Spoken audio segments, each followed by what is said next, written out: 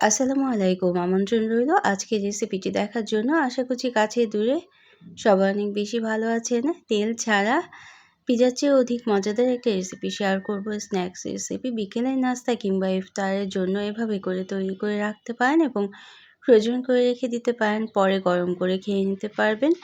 তো রেসিপিটি ভালো লাগলে লাইক, কমেন্ট এবং শেয়ার করে পাশে থাকতে পারেন এবং চ্যানেলটাকে সাবস্ক্রাইব করে নিতে পারেন। এজন্য আমি চিকেন নিয়ে নিলাম। ব্রেস্ট পিস নিয়ে নিয়েছি দুটো এবং ছোট পিস করে কেটে নিয়েছি, হাড় ছাড়িয়ে নিয়েছি এবং তার সাথে 1 টেবিল চামচ পরিমাণ সয়া সস, 1 চা চামচ পরিমাণ আদা রসুনের পেস্ট এবং আধা চা চামচ সাদা গোলমরিচের গুঁড়ো মিশিয়ে কিছুটা সময় নেড়ে রেখে দিতে হবে এবং প্রয়োজন মতো অল্প পরিমাণ লবণ দিয়ে দিতে হবে। লবণ কিন্তু খুব বেশি দেওয়া যাবে না, যেহেতু সয়া সসের মধ্যে লবণ থেকে যায়, এই জন্য তো এটা ম্যারিনেট করে রাখতে হবে। 10 মিনিট রাখলেই হবে, খুব বেশি সময় রেখে দেওয়ার দরকার নেই। এখন আমরা সবজি দিয়েই এই নাস্তার পুরটা তৈরি করে নেব এবং এজন্য গাজর আর পাতাকপি কুচি করে নিয়েছি আর একটা আলু আমি সিদ্ধ করে নিয়েছি। আলুটা পরে আমরা গ্রেট করে দিয়ে দেব। তা এখন কড়াইয়ের মধ্যে প্রথমে গাজর আর পাতাকপিটা আমরা দিয়ে দিলাম, পরিমাণ মতো লবণ দিয়ে দিলাম এবং তেল দিয়ে দিলাম। তেল দিয়ে ঢেকে রাখতে হবে এবং লবণটাও পরিমাণ মতো দিয়ে দিতে হবে। তো লবণটা এবং তেলটা সবজির সাথে মিশিয়ে নিলাম এবং ঢেকে রাখতে হবে।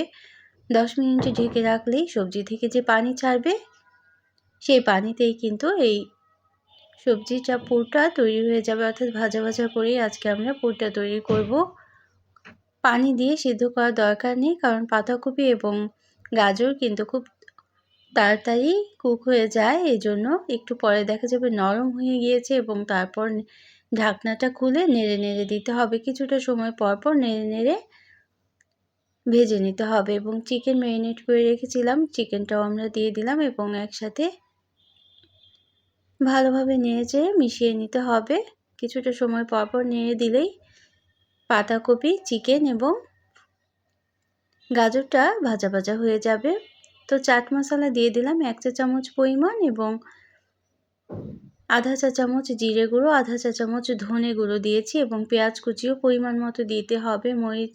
কাঁচা মরিচ ফালি বা কুচি করে দেওয়া পরিমাণ মতো দিয়ে দিতে হবে। এরকম একটু পরপরই কিন্তু নেড়ে দিতে হবে। নেড়ে দিলেই কিছুটা সময় পর দেখা যাবে যে ভাজা ভাজা হয়ে গিয়েছে এবং এখানে আমি কালো গোলমরিচের গুঁড়ো আধা চা চামচ দিয়ে দিলাম। এটা টেস্টের জন্য এবং একটু ঝাল ঝাল ফিলিংসটা তৈরি হবে। এজন্য যে কোনো স্ন্যাক্স কিন্তু একটু ঝাল ঝাল খেতেই ভালো লাগে, তবে বাচ্চারা যদি খেতে চায় তাহলে কিন্তু ঝালের পরিমাণটা কম্প্রোমাইজ করা যেতেই পারে।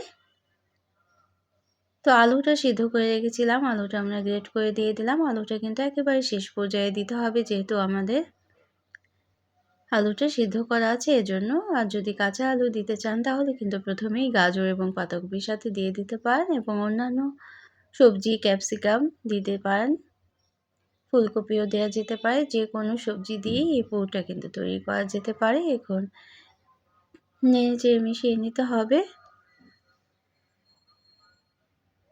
তো এই পর্যন্ত যারা দেখলেন একটা লাইক দিতে ভুলে গিয়েছেন, অবশ্যই একটা লাইক দিয়ে দিতে পারেন। প্রয়োজনে কমেন্ট করতে পারেন এবং শেয়ার করতে পারেন ফ্রেন্ডস অ্যান্ড ফ্যামিলির সাথে।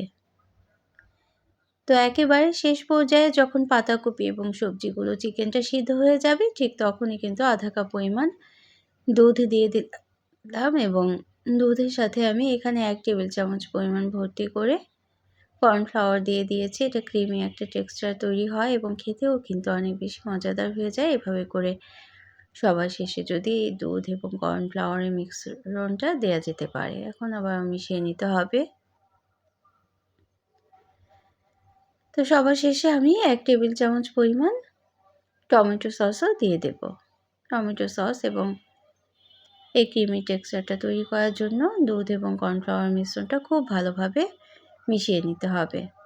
তো যারা প্রথম ভিজিট করছেন তারা চাইলে চ্যানেলটাকে সাবস্ক্রাইব করে বেল বাটনটাকে একটা প্রেস করে রাখতে পারেন, তাহলে নোটিফিকেশন পেয়ে পরবর্তী রেসিপিগুলো কিন্তু দেখে নিতে পারবেন। এখন নামিয়ে নিতে হবে এবং নামিয়ে অবশ্যই ঠান্ডা করে নিতে হবে। এখন আমরা আটার ডোটা তৈরি করে নিব স্ন্যাক্সটা তৈরির জন্য। এজন্য 1 টেবিল চামচ পরিমাণ ইস্ট দিয়ে দিলাম এবং আধা কাপ পরিমাণ হালকা গরম পানি দিতে হবে। হাত দিলে বোঝা যায় যে এটা গরম, কিন্তু সহ্য করা যায়। ঠিক এরকম পরিমাণ পানি দিতে হবে। সেই পানি দিয়েই ইস্টটা মিশিয়ে আমি রেখেছিলাম 5 মিনিট এবং তারপর 2 কাপ পরিমাণ আটা দিয়ে দিতে হবে এবং 1 টেবিল চামচ পরিমাণ গুঁড়ো দুধ দিলাম, 1 চা চামচ পরিমাণ লবণ এবং 1 টেবিল চামচ পরিমাণ চিনি দিয়ে দিলাম। এখন ভালোভাবে মিশিয়ে নিতে হবে। প্রথমেই কিন্তু খুব বেশি পানি দেওয়া যাবে না।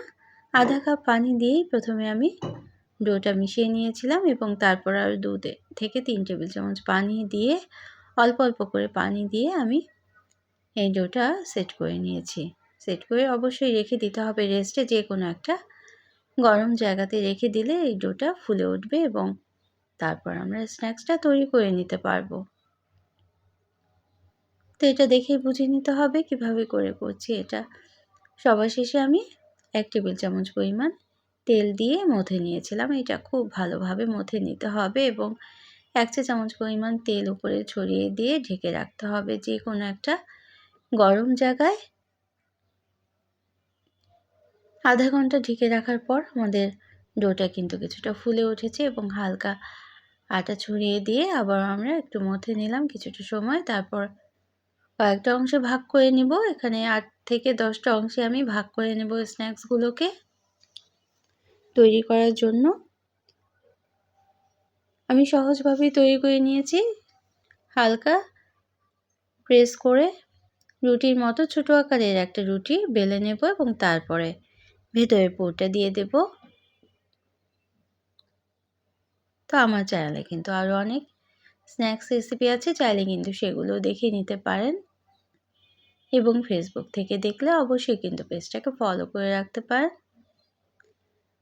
তো এই স্ন্যাক্সটা বিকেলের নাস্তায় তো ভালোই লাগে, বাচ্চাদের টিফিনেও ভালো লাগে। আর এখন পরিমাণ মতো চিজ দিয়ে দিলাম। এই চিজটা দেওয়ার জন্য ইফতারেও কিন্তু নাস্তাটা খেতে অনেকটাই বেশি মজাদার হয়ে যাবে কিন্তু বাইরে থেকে এবং আর মুখটা ভালোভাবে কোনো বন্ধ করে স্ন্যাক্স দিতে কিনে আনার হবে। বায়না একটা করবে না বাচ্চারা। আমি সেট করে বন্ধ করে দিব এবং সবগুলো স্ন্যাক্স ঠিক এভাবে করে তৈরি করে রেখে দিব। একটা ঢাকনা দিয়ে ঢেকে রেখে দিলে আরও কিছুটা ফুলে উঠবে। ফুলে ওঠার পর সবগুলো স্ন্যাক্সই কিন্তু আমরা ভেজে নিতে পারবো, অর্থাৎ খাওয়ার জন্য ভেজে নেওয়ার জন্য তৈরি হয়ে যাবে। ঠিক এভাবে করে তৈরি করে হালকা ভেজে ফ্রিজে কিন্তু রেখে দিতে পারেন। আর যদি ডিপ ফ্রিজ করতে চান তাহলে কিন্তু এক একটা পলি ব্যাগে ভরে বা জিপলক ব্যাগে ভরে তারপর রেখে দিতে পারেন। পরে ভেজে তৈরি করে নিতে পারবেন। এভাবে করে প্রত্যেকটা স্ন্যাক্স আমি যেভাবে তৈরি করেছি ঠিক সেভাবে আমি দেখিয়ে দিলাম।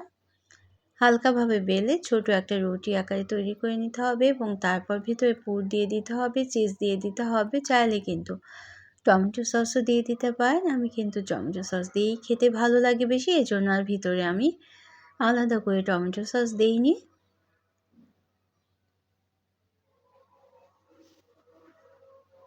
তো এখন আমরা ভাজতে চলে যাব। ভাজার জন্য আজকে আমি তেল দিয়ে ভাজবো না, বলেছি যে তেল ছাড়াই এই নাস্তাটা তৈরি করে নেওয়া যাবে। এজন্য বাটার দিয়ে দিলাম, তবে বাটারের পরিমাণও কিন্তু খুবই কম পরিমাণ লাগে। বাটার দিয়ে নিচে একটা স্ট্যান্ড বসিয়ে দিয়েছি, তার উপরে একটা ফ্রাই প্যান দিয়ে দিলাম। ফ্রাই প্যানের মধ্যে 1 টেবিল চামচ পরিমাণ বাটার গলিয়ে দিলাম এবং 5টা করে স্ন্যাক্স আমি দিয়ে দেব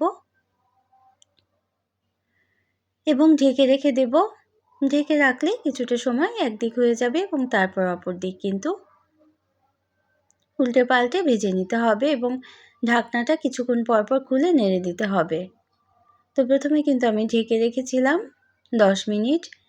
এখন কিন্তু দেখে বুঝে নিতে হবে আমি কিভাবে করে ভেজে নিচ্ছি, আর এটা কিন্তু বলার কিছুই নাই।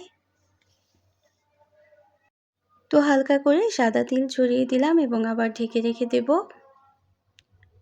সবগুলো স্ন্যাক্স ভাজতে আমার কিন্তু প্রায় আধা ঘন্টার মতো সময় লেগেছে, কারণ এটা অল্প আঁচেই ভেজে নিতে হবে। কিছুটা সময় পরপর নেড়ে খুলে ঢাকনাটা খুলে নেড়ে দিতে হবে। আর ঠিক এভাবে তৈরি করেই ফ্রোজেন করে রেখে দিতে পারেন এবং পরে প্যানে করে গরম করে কিংবা ওভেনে করে গরম করেও কিন্তু খেতে পারবেন। খুবই মজাদার একটা নাস্তা। তো এতক্ষণ যারা সাথে থাকলেন সবার জন্য রইল অনেক অনেক ভালোবাসা, অনেক অনেক শুভকামনা। অন্য কোনো দিনে অন্য কোনো রেসিপি নিয়ে আসবো। সে পর্যন্ত সবাই অনেক বেশি ভালো থাকবেন। আমি পরিবেশন করে নিচ্ছি এবং উপরে চিজ ছড়িয়ে দিচ্ছি, আর চাইলে কিন্তু উপরে টমেটো সসও ছড়িয়ে দিতে পারেন এবং এভাবে করে পরিবেশন করে নিলে বাচ্চারা অনেক বেশি পছন্দ করবে। ইফতার আয়োজনে এরকম একটা রেসিপি রাখলে আর কিছুই কিন্তু লাগবে না। Thanks for watching. Allah Hafiz.